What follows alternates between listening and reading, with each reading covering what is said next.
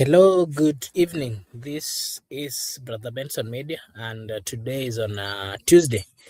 We are blessed to have this opportunity just to have a discussion on what has been happening. That is today, and of course, the other days. And before I start, allow me to take this opportunity to just welcome everyone who is watching and everyone will be watching. And of course, to remind you that this is for the Benson Media. Over here, we do say that your opinion counts. I'm your host, together with Miguda and Msimamo. Allow me to take this opportunity as well to give them a chance to say hi before we proceed. I'll start with you, Miguda. Habari ya leo, siku yako imekuwa vipi? Na ni yapi umeona ya leo ambayo unaweza taka pia tukazungumzie? Miguda? Okay, Msimamo.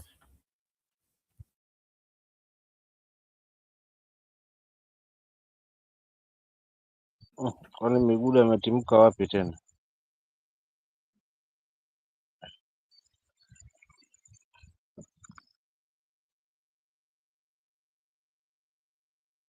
Unanipata? Nakusikiza. Ndio nasema ndugu yangu ameenda wapi Miguda hapa basi kasharudi. Kwanza pokea zangu Mark Miguda na wale wanatufuatilia Brother Benson popote pale alipo na wale wengine ambao ni washabiki wa Brother Benson Media. Mimi kwangu nimeshinda poa, niko salama, buheri wa afya, tunamshukuru Mungu. Na ndio maana tuko hapa tena kuliendeleza hili pamoja na ninyi wenzangu. Haswa hili la taifa letu, kwa sababu kila tunavyochambua basi ni kwamba tunajiweka sawa, tunataka kuangalau siku ikifika basi tujue mwelekeo ni gani, maana taifa ni kubwa kuliko mtu mmoja ama wa kikundi cha watu ama watu. Kwa hiyo au watu wachache wale, kwa lazima ni sharti haswa kuweza kulizungumzia haswa taifa kimtazamo wangu, kwamba tunajiweka sawa kama wananchi. Kwa hiyo ni mengi ambayo yametokea leo kaka yangu, lakini kwanza labda nimpe nafasi ndugu yangu hapa salimie, kisha ukifika wakati wangu basi nitarudi ili kuweza kuendeleza haswa na kuweza kujibu haswa hoja na maswali ambayo umetuandalia kwa leo. Asante. Okay, thank you so much, good friend Msimamo, for your take. Allow me to acknowledge the presence of Brenda Obedi at the comment section. And again, to remind our viewers that if you are watching us, kindly just like and subscribe. You can also engage us at the comment section. We've also shared a link via the comment section. You can just click it so that you join the panel. You also give us your views. And, Msimamo, today I want us to just have a discussion on what happened. More of it is political. We saw the drama where the governor of Homa Bay, together with the governor of Migori, were in Ahero, that is in Kisumu County. And, the reception that they got, they were heckled here and there, something contrary to their expectation. And, the governor of Homa Bay, of course, together with the governor of Migori, they were both at an ODM rally in Kisumu, that is specifically in Ahero, as the crowds chanted Babu Owino's name. The heckling, of course, reflected an anger over perceived ODM UDA cooperation, with supporters rejecting any alliance with President Ruto based on the murmuring that were coming out from the people. And, Wanga did insist that only Raila could challenge Ruto in 2027 and, of course, dismissed protest contradicting Babu's pro-demonstration stance. And she went ahead to say that Baba left them in broad-based, and for that reason, they are going to maintain being in broad-based. So my question to you, Simamo, wewe kama mwana demokrasia, what are your views? What has changed in Luoland that the people who thought that they had the ground, the likes of Wanga, who is the chairperson of ODM, together with the governor of Migori, are today not being understood by the people? They are, they're being heckled, something contrary to what they've been used to. What is your view? And remember, a young politician, Babu Owino, is the one whose name was now being shouted. What are your views, Msimamo?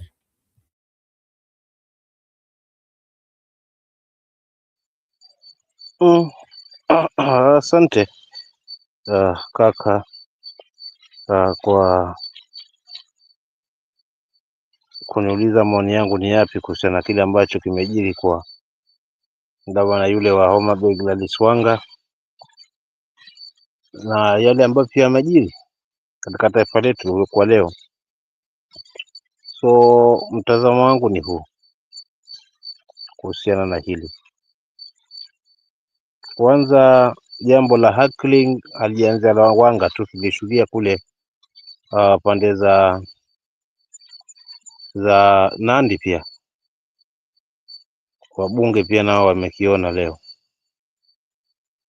na ni sehemu ya mheshimiwa rais.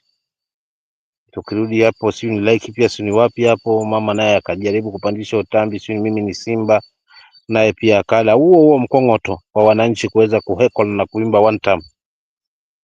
Lakini tukio lingine la tatu ni hili la Wanga, pia nao wananchi wameweza kumtaja wamtakae na pia vile vile kuimba Wantam. Kwa hiyo hayo mawili sitazungumzia kwa sababu sio hoja ambayo nimeulizwa, ni kuhusiana, hoja ambayo nimeulizwa kuhusiana na Wanga na kwa nini Wanga amepata haswa hayo masaibu leo. Kwa mtazamo wangu naweza nikasema mimi kama msimamo, kila jambo haliachi chanzo, kwa maana mtu alionishtuza zaidi ameniweka maswali kuhusiana haswa Wanga kuweza kuwa heckled ni Mbadi pale alipokutana na wazee wa Kijaluo, lakini na kile ambacho amekizungumza,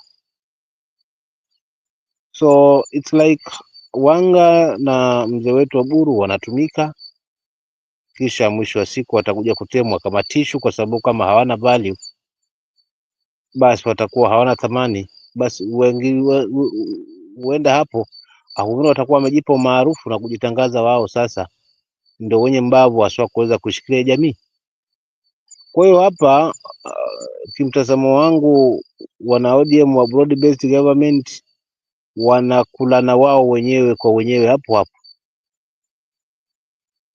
yani wanamalizana wao wenyewe hapo hapo, kwa sababu licha kwamba mwananchi ana mtazamo wake,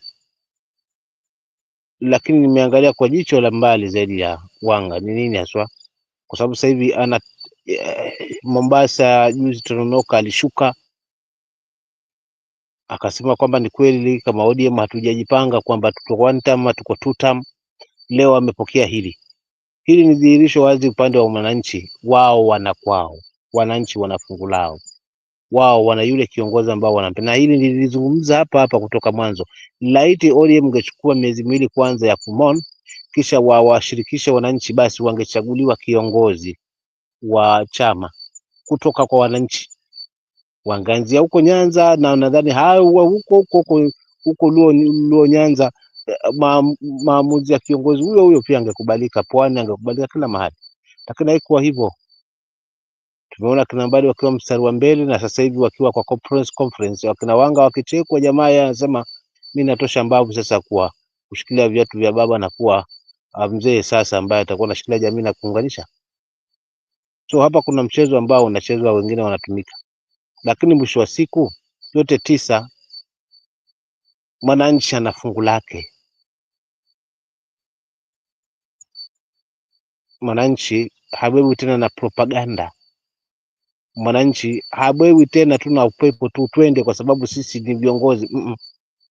Mwananchi anabebwa sasa hivi na kuona kwamba yale yanayomsibu yamepata suluhu, watoto wanaenda shule, matibabu anapata, uchumi umeimarika, ukizunguka shilingi anakutana nayo, si kama hivi shilingi lazima upigane nayo mieleka ndio aweze kutia mkononi. So kiukweli wananchi wana fungu lao, na ndio maana wameimba Babu badala ya Wanga, kwa sababu kila anachokifanya Wanga sicho ambacho wananchi anakitegemea, kwa sababu Wanga bado anaiuza broad based government kwa wananchi waiamini, maana baba aliwaacha hapo hapo. of which anajikanga kwa mafuta yake, na mwisho wa siku akicheza mpaka hiyo position, sidhani kama atarudi. Kwa hali hii sidhani kama atarudi, kwa sababu kama atakuwa hana value na chama cha ODM kiko pale, hakina sauti, mwenye sauti wa hicho chama ni jamaa mwingine na chama chake. Sasa wewe ndio mwembe msada na kila kitu, hapo ndo kuisha kwa watu. Kwa hiyo mimi nitasema kwamba huu ni mwiba Wanga umejitakia mwenyewe kwa kutofikiria mbali, lakini vile vile pia kwa kuonywa na kupuza, lakini vile vile pia kwa tamaa za tumbo lake. Kwa hiyo ni mwiba ambao wa kujitakia, na siku zote huwa hauumizi. Asante. Okay, thank you so much. Allow me to just acknowledge the presence of Jaslyn Price. Thank you so much for finding time to join us. Allow me as well to acknowledge Levi. Thank you so much. And of course, Brenda, thank you so much for finding time to join us. And I want to remind you that this is Brother Benson Media. Over here, we do say that your opinion counts. And if you are watching for the first time, we request you to kindly like and subscribe to this channel, because if you do so, it is a way of supporting us. Na sisi hapa tutasema ni asante.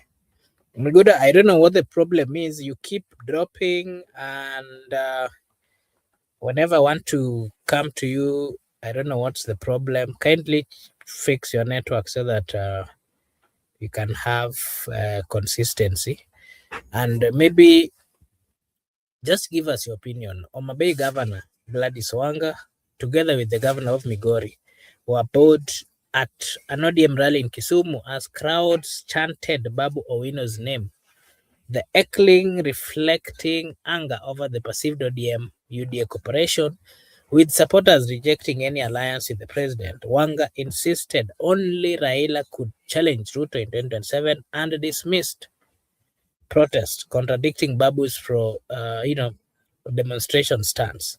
But again, she also said that Baba left them on bread-based, and for that reason, it is right for them to continue walking that route, and that anyone who is not supporting broad-based is not in ODM.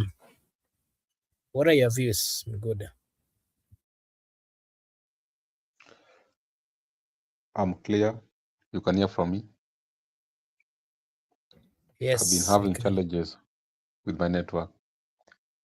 First, let me pass my greetings to Msimamo wa Ukweli and welcome him to the show.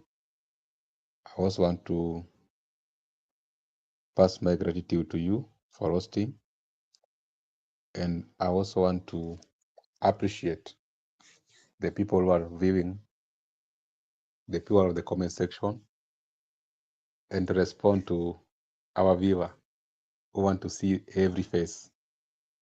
There are some circumstances whereby, okay, Msimamo at least has shown his face, but where I am is a bit darker. I could have unveiled my face. You have asked me about Wanga, Oburu, Ochilo, Heckled, and Bud. First, let me tell you that I'm glad because they have remained adamant. They have refused to listen to the people. You understand that the voice of the people is the voice of God. Vox populi, vox dei. When people are speaking, it is God who is speaking. Their reign has come to an end. It's a new era whereby a new crop of leaders must emerge. People have embraced new idea. This is an idea whose time has come, and no one can go against it. If you go against it, it will sweep you away, and that's what we're gonna sweep these people. The people have been chanting all over Babu Sifuna, and the old guys have been adamant. They have declined the people's proposal. They are unpopular. These are the things that we said revolution will be televised, and they will not believe. Indeed, revolution will be televised from Kitengela henceforth. It will be televised until 2027. We as young people, particularly me, I want to speak for myself. I've made it clear. Me, I'm not in ODM led by Oburu. With the people. My position is opposition. and I'm as citizen who has a duty to that civil disobedience to the state, because when our rights and freedoms are being violated, our rights and freedom are being infringed, we have a duty as a citizen to be disobedient in a civil way. At the same time, our position must always be opposition. That's where we are. I'm glad, youths are glad, Kenyans are glad that if they cannot listen, they will be made to listen by themselves. The way they have decided to follow their political path, let them not force us to follow them. We don't want them to follow us. Let them leave us alone. Let them do their dealings, do their politics their way. Even as the young people, we do our things, we do our politics their way.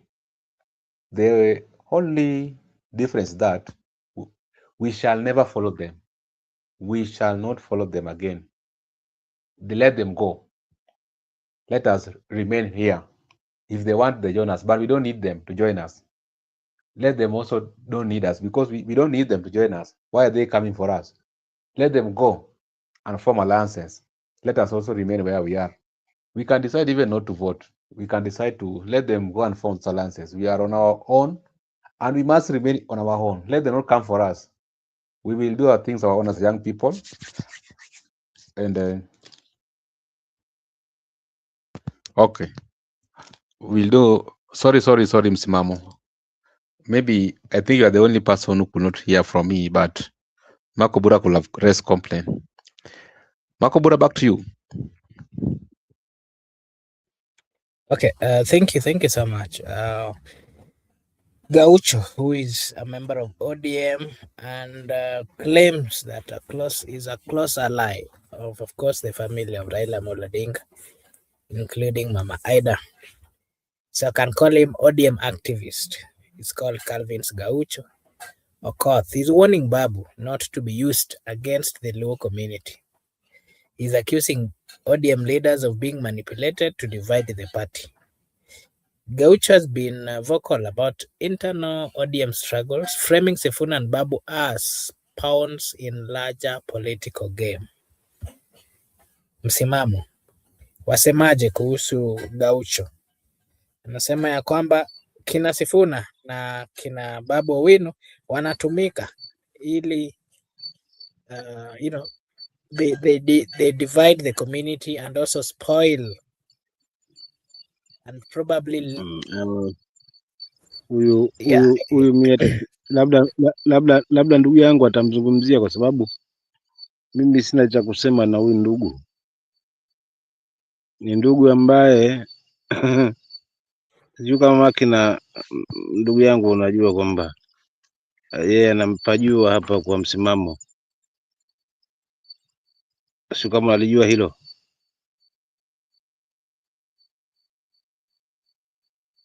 Ni ndugu yangu ambavuni na ashafika kwangu, shaka sana naye tu hapa. So ni jamaa wangu ambavuni, lakini alipoelekea sipo, kwa sababu ameshindwa mazima. Matarajio yake na mategemeo yake na akili zake zilizokuwa zimemtuma, alikuwa ameshika uongo na bado anakubaliana na huo uongo, hajatoka hapo kwa uongo na kwa the reality. Hiyo tu ndio tofauti ambayo kaka mimi inanishangaza, kwa sababu naona anazungumza, sioni hata moja la mashiko ati kwamba mbona hawajakuwa na uniform za hiyo, mbona so hiyo haikuwa inanisaidia lolote, kwa sababu what we need ni ile message inaenda kwa ule mwananchi wa kawaida, mimi na yeye haswa, dhidi ya serikali ambayo tuko nayo. So yeye mwenzangu ameridhika, kila kitu kiko sawa, na alitegemea kwamba basi, lakini sio hivyo. Sasa sijui kama yeye alikuwa anazungumzia la Sifuna, hili la Wanga ataanzia wapi kulizungumzia? Kwa hiyo sina usemi na huu kaka, kwa sababu ni mpamaji, naweza nikasema ache kutapatapa tu, ni mzingizi, kwa sababu walichotumika kule waliona labda mambo atakuwa sawa, hajakuwa sawa. Alafu pili, mwanangu ambavuni namuelewa tu vizuri. Mbona, asante.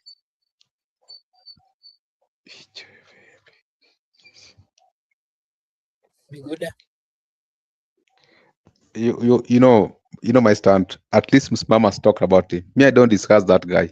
I think we can proceed to another question. I don't discuss him. That's my stand. I don't talk about nobody. Paul here is saying now ODM have suddenly become clever and they recognize Babu as Luo leader and beg him to come back to the party. Okay, maybe you'll give your take on that. And something else that I wanted us to give your views on is the deputy governor of Siaya, William Oduol, who was once uh, remember William Oduol vied for governorship in 2013, Miguda, if you can remember, and he lost to what was it? The former governor, that was Governor Rasanga. He tried again in 2017, lost again to Governor Rasanga. And there were claims that he was denied the ODM ticket and that he won, unfortunately, never got the opportunity to become the governor. And then he came back again the other day and was elected as the deputy governor of Siaya. But along the way, they have had serious problems with the governor. They are not seeing eye to eye. And it is after some few years, we saw him being impeached, and the impeachment never went through. After that, he went low and decided not to speak. We've never seen him engaging on things to do with leadership or governorship or governance, I mean, in Siaya. But I hear he's earning a salary as the deputy governor. So he's coming back and he has rejoined ODM and threw his weight behind the Linda Ground mobilization tour. His comeback partly strengthens ODM grassroots revival in the Western or in Siaya, signaling a renewed unity in traditional stronghold.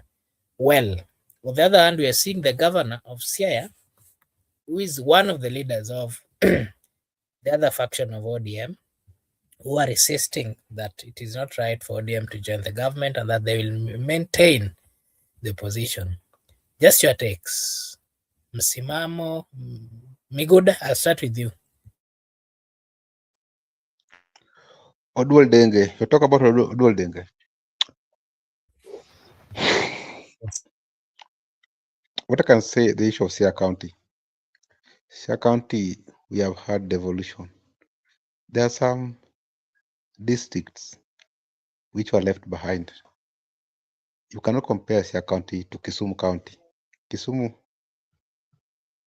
was a bit modernized, and the fact that Asians came earlier and its proximity, population, so it developed.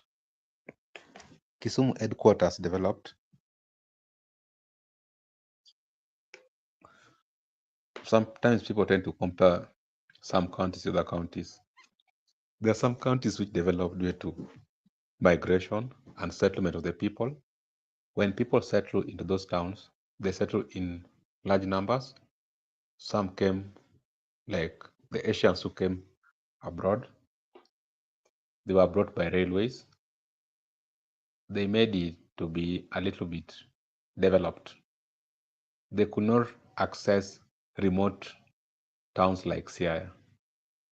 So I don't think if you cannot locate a story building in Siaya, maybe it's historical developments of towns. But even in the camp of devolution, the first governor also never performed good.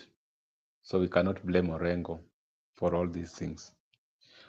And the fact that Raka right now understands if Orengo could be singing 2 term, he could be given second term. There could be no all these attacks.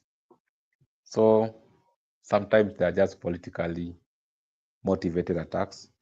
Sometimes due to their interest, people decide, and that's how we are playing politics. So as a politician, we should just focus on service delivery to the people, and we shall focus on their contract between you and the people. Do not focus on what people say about you. Ensure that you create a good relationship between you and the people, because it is the relationship between you and and electorate is the service delivery.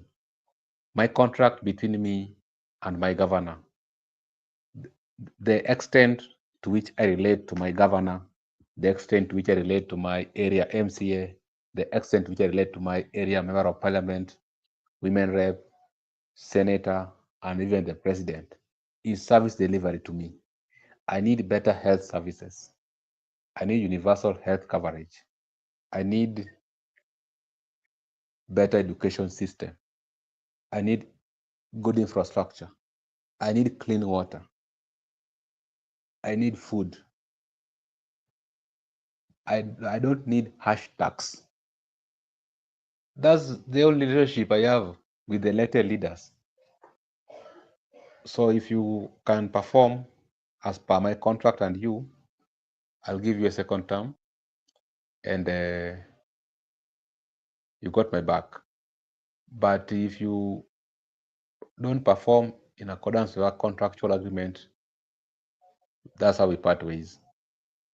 And we are at liberty to think freely, to associate with anyone of our choice, of our interest.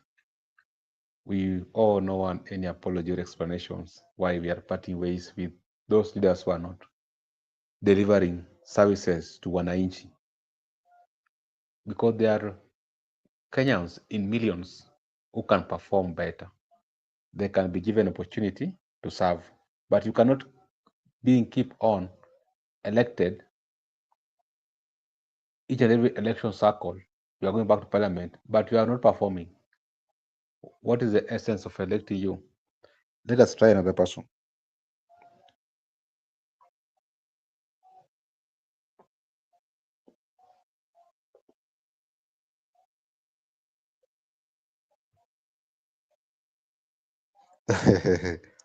Orengo now is above Siaya County politics, though he has not performed.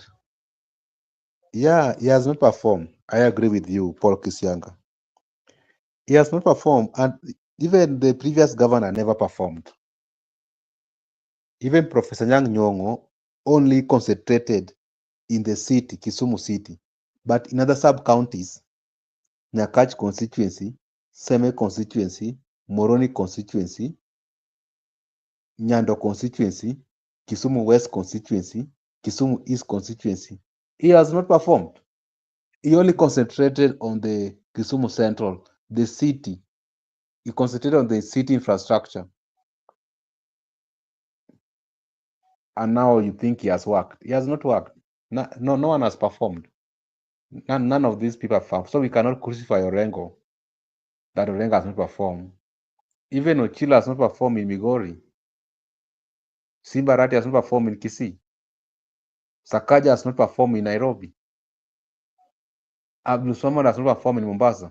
So we cannot exclude Orengo that it's only Orengo has not performed because of his political stand right now. All of them haven't performed. The only person who tried is the Murang'a governor, Irun Kang'ata. Wanga did not perform. Wanga, that is the effort of national government. Because if you talked about the airstrip, it's an extension by the national government. We saw CS for sports, CS for roads and infrastructure was there. During the stadium, you saw the internal PS was there. The dual carriage, also the CS for roads was there, and that even the CS sports was there by that time, Mvoria. So it's the market, that is William Ruto went there, Paya, William Ruto was there. So the Omabay, you cannot say it is Wanga, it is the national government who was performing Omabay. What I can say, Irun Kang'ata has tried because from his own manifesto, you find out that there is Elimu Bora program going on. There is Smart City program, whereby he's going to the sub-counties and trying to construct roads in the sub-counties. And it is known. He has concentrated on the infrastructure, the Smart City program. He has tried. He has tried compared to other people. So let us not crucify Orengo that Orengo has not performed because of his political stand. They have not performed. Many of them have not performed.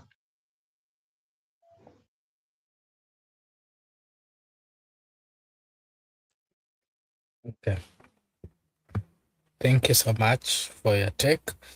And today we also saw Anthony Kibagendi being expelled from the parliament. And this is coming after the interview he had with one of the local medias. So today we saw the speaker, Moses Wetangula, expelling Kitutu Chache South MP Anthony Kibagendi after he claimed that parliament has been auctioned and reduced to an appendage of executive. Kibagendi was barred from the sittings, committees, and his office until he issue a formal apology. This incident highlight tension between MPs and the speaker over the independence of parliament. And of course, this is not the first time. We've seen quite a number of leaders, especially those within especially these leaders within the opposition side, saying that the speaker has not been partial, the speaker has not really performed well, and that the speaker and the deputy are the ones who are partly single-handedly forcing certain bills, according to their statement. So Miguda, I'll just want you to give your take on that as well, and then I'll get back to Msimam with the other question.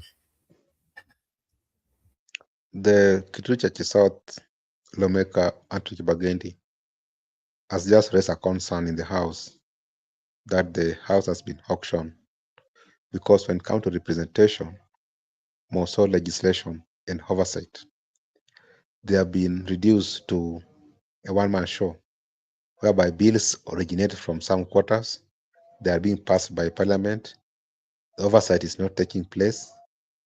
It is true, they were auctioned a long time ago, and that's why they were almost passing the draconian finance bill the other time. Speaker is part of the game or part of the auction. Therefore, we have had very many people complain about him not being impartial, him not being neutral, him not being non-partisan. So he has been partisan, he has been taking side, he has been partial. That's how he is running the National Assembly. I think that is the reason why he had to kick out that lawmaker. Anyone who want to criticize or want to raise a valid concern is an enemy to the status quo.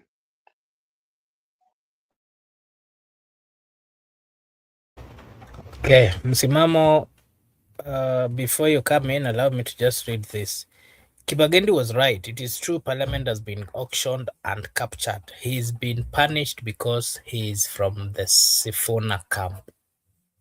Thank you so much, Paulo. And Msimamo, the question I'm asking Miguda is Anthony Kibagendi was expelled from Parliament, and we saw the Speaker expelled him, the Kitutu Chache South Member of Parliament, Anthony Kibagendi, after he claimed that Parliament has been auctioned and reduced to an appendage of the executive. Kibagendi was barred from sittings, committees, and his office until he issued a formal apology. This, of course, is bringing a lot of tension between MPs and the speakers, together with the deputy speaker, over the independence of parliament. Msimamo, you'll give us your take on that, and also you can give us your take on the deputy governor of Siaya, who is resurfacing. And remember, he's been out, or immediately after the impeachment saga that he went through, he has not been seen doing governance as much as he's the deputy. But we hear he earns money as the deputy governor without getting to the office or doing his functions. We saw him rejoining ODM and he threw his weight behind the Linda Ground mobilization tour. What are your views again on that as well, Msimama? Jamani, hapa tunazungumza jambo ambalo liko wazi. Yoyote ambaye hafungamani na tutam, yeye ni adui wa hili taifa. Hilo ndio taifa letu mahali lipo. Yoyote ambaye hatafungamana na tutam ni adui, kwa maana hili la Orengo tulianza, hili la Orengo ni kwamba tulioshuhudia wale wa mkutano wa MCAs na rais kule Eldoret, up to date hatujajua alikuwa anazungumzia nini, but kwa nini hakuwa pale kiongozi ambaye ndio gavana? Mbona waitwe tu wao? Then turudi sasa katika hili kwamba deputy governor na wake na huyo na wake, sawa, ni haki demokrasia kwamba kila mtu ana maoni yake. Ndio maana kuna wale wa Jubilee, kuna wale wa ODM, kuna wale wa, lakini hili hebu tuliangalia kwa nini. Je, jicho la mbali, kwa sababu unajua yeyote ambaye hafungamani na sera ya tutam ni adui. Don't you see kwamba ni huyu jamaa ndo anabeba upande mwingine kuweza kuchimba mizizi huu ndio mchorongo kutokana yeye amesimama hapo. So hili ni siasa iko hapo ndani, na kuna mtu ambaye analitimiza hili kwa his personal gain. Akishapata hiyo personal gains yake kwamba ameshapata kile anachokihitaji basi, lakini kweli hata ile kibagendi vile vile pia hilo hilo kwamba hafungamani aswa na tutam. Na msema kweli katika elimu, ndugu yangu, wewe mashakani, ukitaka usurvive na maendeleo yafike kwa watu wako na upate chochote kutoka kwa government, basi lazima uombe tutam. Usipoomba tutam, hivyo vyote piga huwa wewe ni adui. So uhuru wa demokrasia haupo. Ni demokrasia ambayo inazungumzwa kwa mdomo, lakini katika utendakazi ama utendaji haipa, hatupo mazima kabisa. Kwa hiyo ndio hali ilivyo.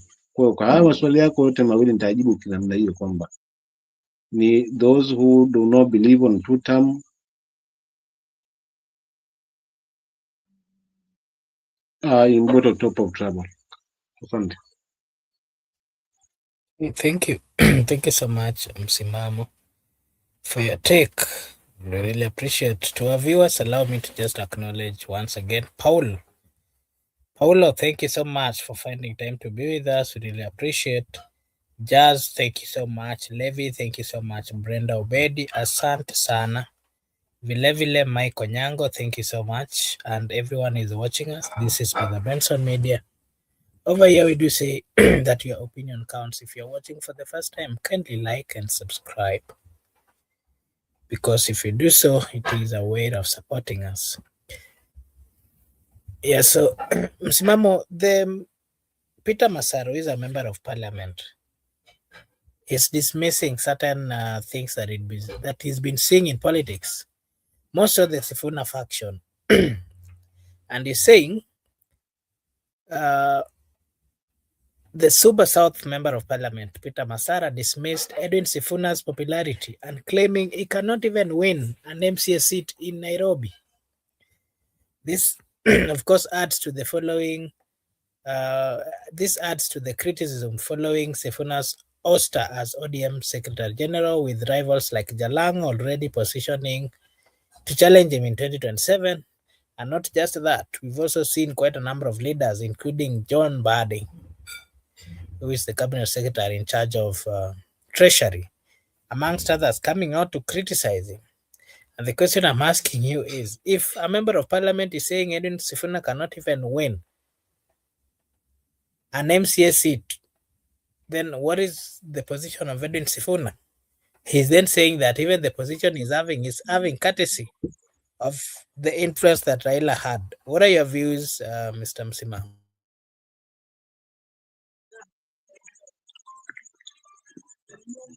Kaka yangu, views zangu ziko wazi.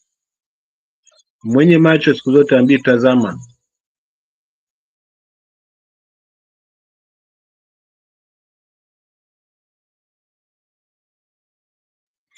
Mwenye macho siku zote hambii tazama. Mtu anajionea mwenyewe. Huyu si anaongea pumba. Etawezi huu mate ambao ameweza kukusanya hapa, especially wengi wao wakiwa ni vijana, yeye anaweza kulifanya hilo mpaka namshusha hadi kwamba hata akisimamia MCA hawezi shinda. Pili, umati huu wana Nairobi uliochemka haswa, huu ni wa kumweka sasa na huyu mwana comedian ambaye sera hana, kuzungumza kwa wananchi hajui. Juzi tulimsikiza sio akitaja UDA, akitaja huku, akibabaika, akihangaika huku na huku, lakini hakuna chochote, kwa sababu amezoea comedian. Unamchanganya na mwana siasa ambaye amevuka ngazi sasa hivi, hata sio Senate, ngazi ambayo sasa hivi ni ngazi ya kina Ruto. Kwa hivyo huyu ni anaingia ngazi ya kina Kalonzo Musyoka, akina Gachagua, hiyo ndo ngazi iko nayo, anampia hesabu ya MCA. Kwa hiyo huyu ni mnafiki, roho inamuuma na wivu. Matarajio yake na mategemeo yake aliwaliona wakimtumiwa, basi labda ndo ataisha mazima, lakini ndo mwanzo wa safari. Maana kumpiga chura siku zote teke si kumuua, bali ni kumwongezea safari. Asante.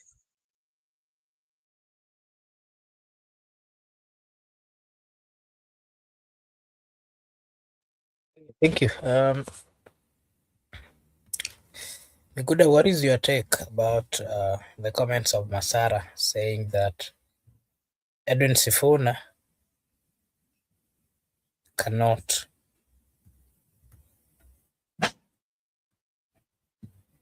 the Super South Member of Parliament dismissed Edwin Sifuna's popularity, claiming he cannot win an MCA seat in Nairobi. This criticism comes amid Sifuna's contested position as ODM Secretary General. What are your views on this? Super South MP is Karole Mondi. Peter Masara.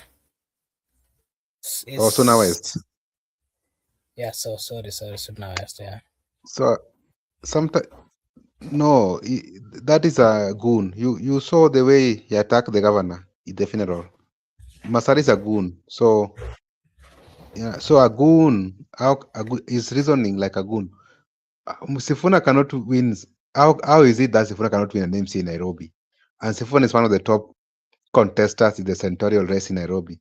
Someone who was overwhelmed, elected by 700,000 votes, and right now, in the opinion poll, is the front liner in the senatorial race of Nairobi. So how do you say he cannot even win Kileleshwa or South Sea or Korogocho ward? No. Sometimes it's not logic. You get the sense. A senator who is currently leading one of the popular men in this country, you are saying he cannot be elected in the ward Nairobi. Which Nairobi is that? And is the current leading center in opinion poll, senatorial race in Nairobi. He's leading with almost 80%. I think sometimes there are some people, even if you must do propaganda, even if you must drive a narrative, try to be a little bit authentic and original so that you can persuade your opponents. Saying Sifuna cannot be elected in Korogocho, Kariobangi, Kileleshwa, South Sea. So what are you saying? He can be elected. Me, I know he can be elected right now. He can even be a governor of Nairobi.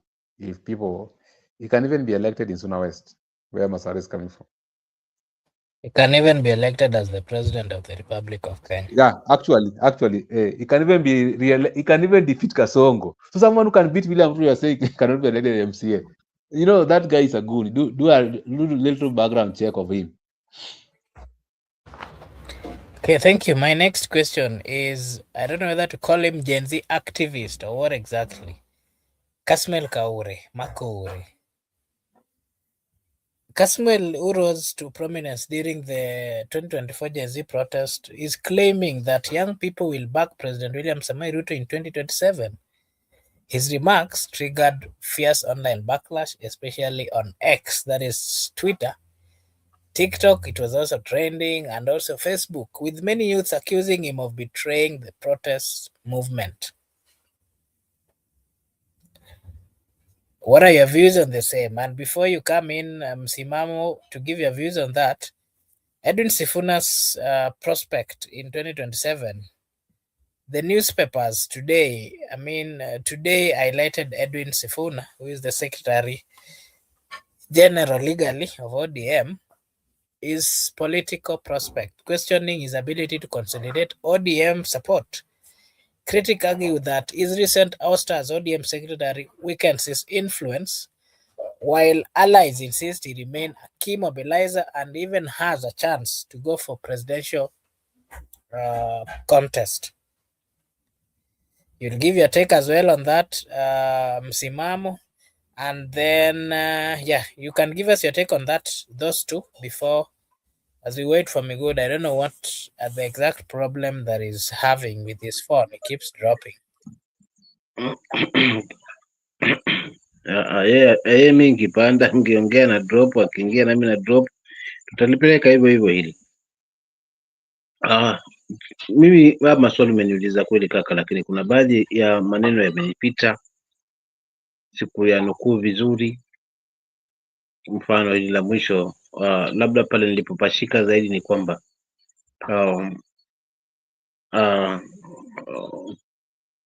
jinsi gani na nguvu hasa kuweza kukileta pamoja chama cha ODM, lakini vile vile nafasi yake kama mgombezi wa urais 2027 nafasi yake kwa wapi?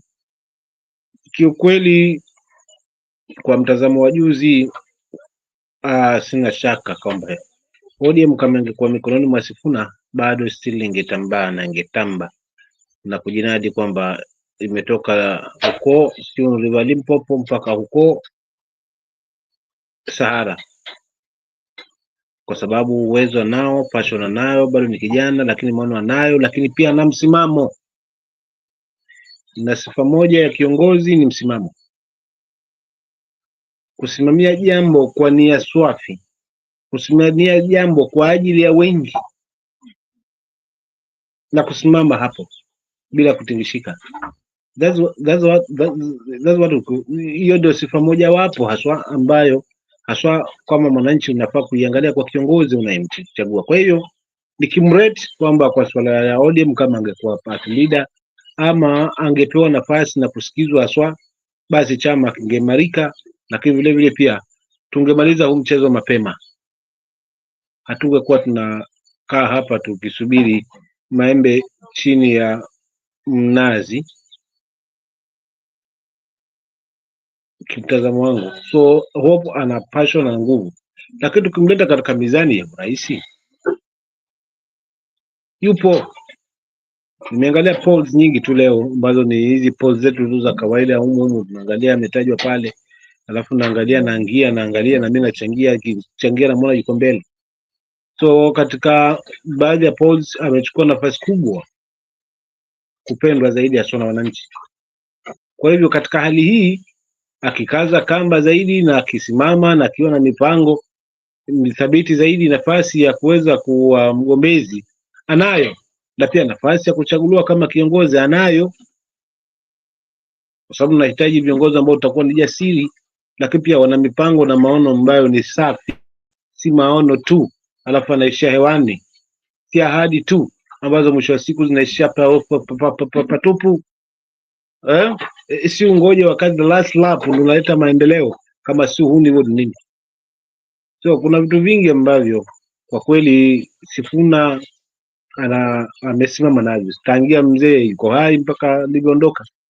So kwa kumtimua, wamemjenga kisiasa na wamempeleka ngazi sasa ya kuweza kuingia so katika kwa kinyang'anyiro, na naamini kwamba akipewa nafasi na Kenya wamsupport, anaweza badilisha hili taifa, kwa sababu ana msimamo, haogopi, atishwi, na ameamua kwamba wacha liwe liwalo, lakini nitasimama hapa. Unataka viongozi wa namna hiyo, sio wale wakitishiwa kidogo, wakinyoshiwa kidogo chambo, wanakamata chambo, mwisho wa siku wanajipata kwa ndoana, wanahangaika na kuchekwa sasa hivi na watu wao wenyewe kama na Gladys Wanga. Asante.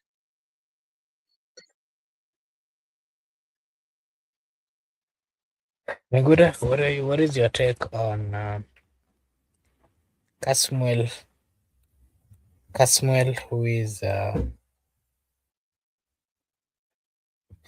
Kasmuel, who rose to prominence during 2024 Gen Z protest, claiming that young people will back President William Ruto in 2027. His remarks triggered fierce online backlash, especially on X, TikTok, and Facebook, with many youths accusing him of betraying the protest movement. You'll give us your take on that.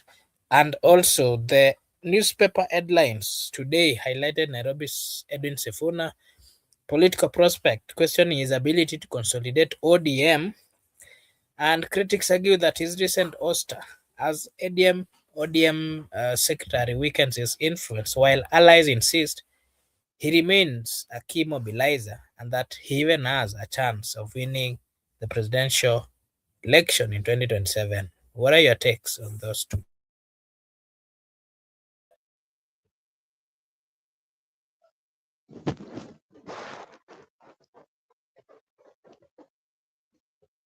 Concerning the young man, Kaskazin is my fellow young man. He is my friend, and we can only advise him that he should go slow because he's not with the young people. The young people are not where he is. He is himself. He's a beneficiary of the demonstration that happened previously. Is currently being taken care of, while other people on the street are not taken care of. So if he's satisfied, doesn't mean that everybody's satisfied.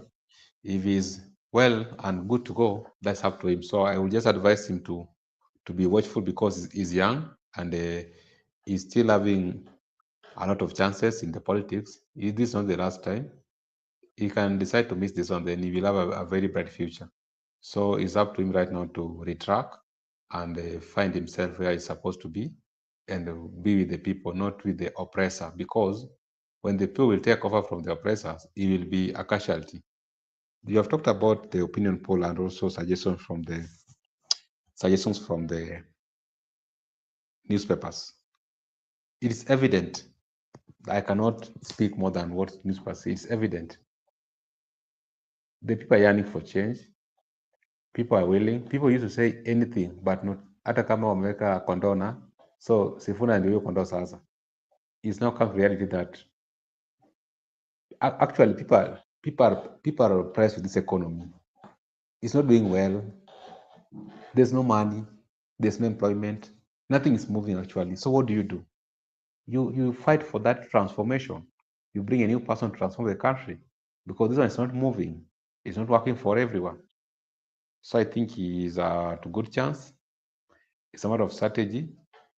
It's a matter of organizing, and also you need to be watchful because right now I think NIS are all over trying to trace them.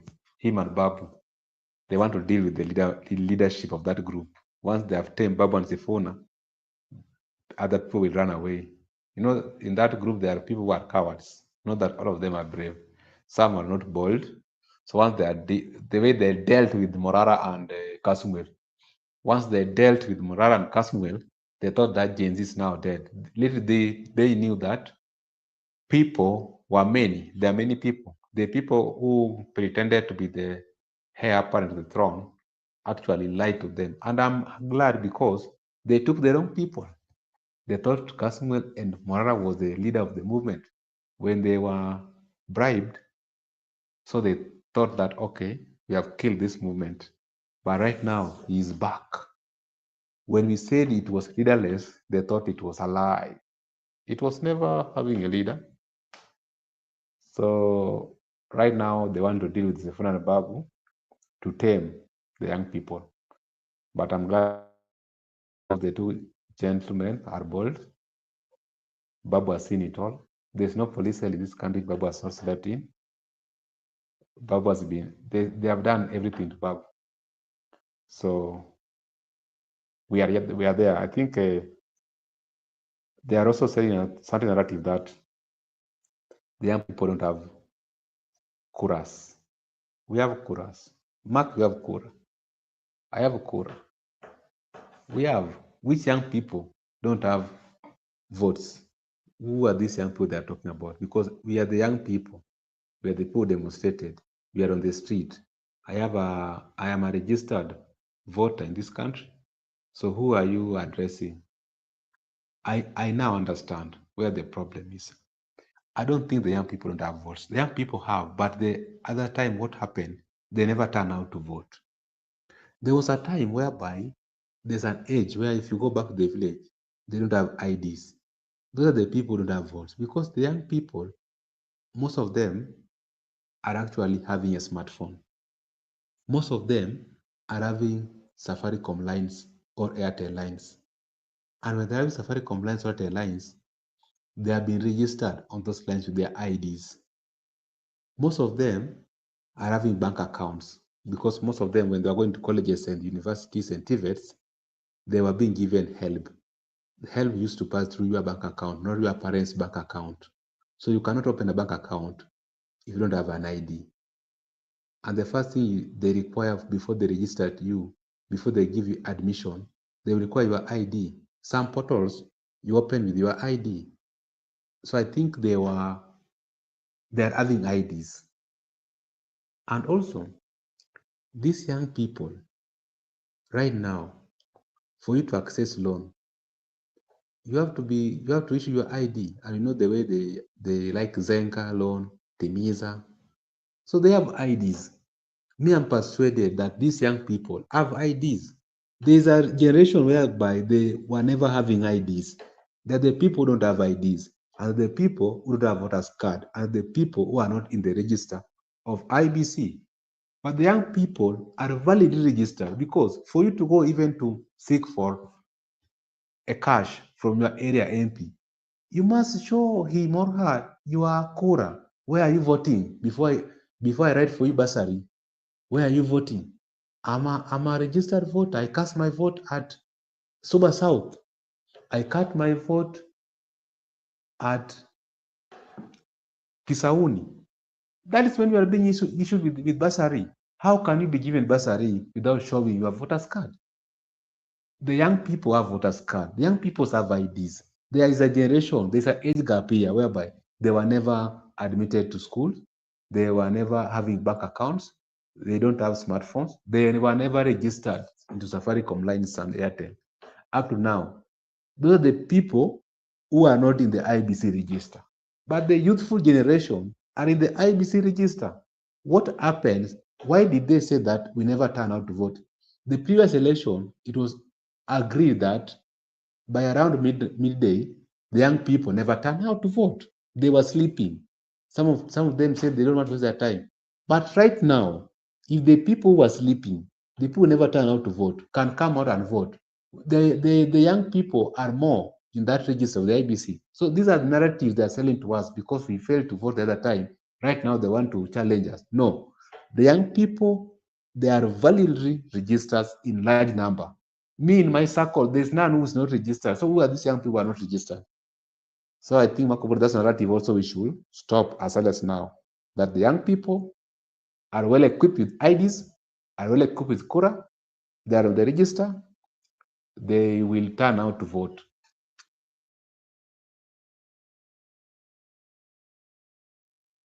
Hey, thank you so much. And maybe my last question before we call it a day is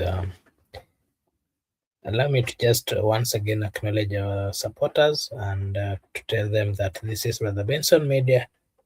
Over here, we say that your opinion counts, and we appreciate the fact that you joined us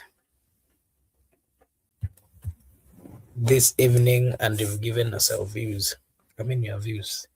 And, we've always had this kind of conversations here. And part of the reasons why we do have these conversations is because we care for this country. And when we give our views, as a way of being part of what is happening. So more of what we do here, we do not take political stance. All we do is give views based on what we think and what is happening. That is why sometimes we do criticize when necessary, oppose when necessary, and support when necessary. Over here, we do say that your opinion counts. Mr. Mama, I'll give you a chance to give us your last remarks, and then Miguda, and anything else that is still we might not have spoken about that you wanted to give your views on. And before you come, once again, allow me to just acknowledge Paul. Thank you so much, Paul, for finding time to be with us. Jazz, thank you so much. Levi, thank you so much. Brenda, thank you so much. Not forgetting a good friend, Simamo, wherever you are, may God bless you for, of course, your consistent support that you've given to this channel. We don't forget you, and we ask God to continue blessing you abundantly. I'll give you a chance, Msimamo, to give your last remarks and anything else that is still remaining, and then we go down. My closing remarks ni kwamba kila dalili imejionyesha, maana siku ya kufa nyani basi miti hiyo itakuteleza. Lakini vile vile pia mfamaji naye huwa haachi kutapatapa. Kwa hiyo taifa lilipofikia, ni shairi dahili kimtazamo wangu kwamba kutokana na hizo chant za viongozi kuweza kuwa heckled, nikianzia Nandi, nikianzia kule sehemu za Laikipia, lakini pia vile vile Rift Valley, vile vile kule mama, nimemsahau tu kwa jina, huyo kiongozi alijiita Simba Jike. Nikasikiza wananchi walivyo hackle, nikasikiza na Gladys Wanga, lakini vile vile nikiangalia na ule mhemko wa juzi ule tulijitokeza kwa Sifuna. Ama kweli taifa limeshanena. Swali ni je, Rifa atasimamia hii game sawa ama atalea pande mmoja? Na je, tumejipangaje sasa katika maonevu kama hayo? Maana game hii haina VR, na VR yake kama itakuwa hapo ni fake, kwa sababu VR ya kwake ni kotini, na kawaida tukifika kotini tunaelewa maamuzi ya koti. So for real, kwa upande wangu nasema tuko sawa, wananchi we are in the track kuweza kutambua magugu na mbegu, lakini vile vile pia tujiandae kulinda cha kwetu. Wenzetu wakilinda vya kwao na sisi pia tulinde vya kwetu. Kura yetu basi ipate kuzungumza pale debeni ikifika 2027 ili tukapata kulibadilisha hili taifa likawa ni taifa lenye umoja, lenye kujaliana, lenye kuheshimu Mungu, lakini vile vile kuhesabiana bora katika jamii. Yaani tuondoane kwamba jamii hii hawa ni wengi, hawa ni kidogo, hawa wana nafasi, hawa hawana, hawa hatambuliki. Hiyo ni jamii, ni taifa ambalo litajali kila jamii, litajisikia furaha kwamba iko ndani ya hili taifa. Asante. Lakini pia nimpongeze ndugu yangu Miguda, lakini vile vile kupongeza wewe mwenyewe binafsi kama host kwa kazi nzuri ambayo unaiendeleza, haswa yenye tija, kuweza kutuongoza haswa hapa kama nahodha, na nahodha kweli. Lakini pia vile vile na ndugu zetu wanatufuatilia upande wa comment section pia nao aliwaage tu, niwaambia alamsiki, kesho ni siku, lakini tusichoke, maana mlimia choka siku zote achoki mpaka akichoka amepata. Asante. Thank you. Miguda? Okay, first let me appreciate Msimamo wa ukweli who has come to the show and also giving us his thoughts and contribution. I also want to appreciate Shima Kubura for hosting us and our viewers who on the show. Brenda Obedi, I've seen you. Paul Kisianga and that new guy. Bye-bye. See you next time.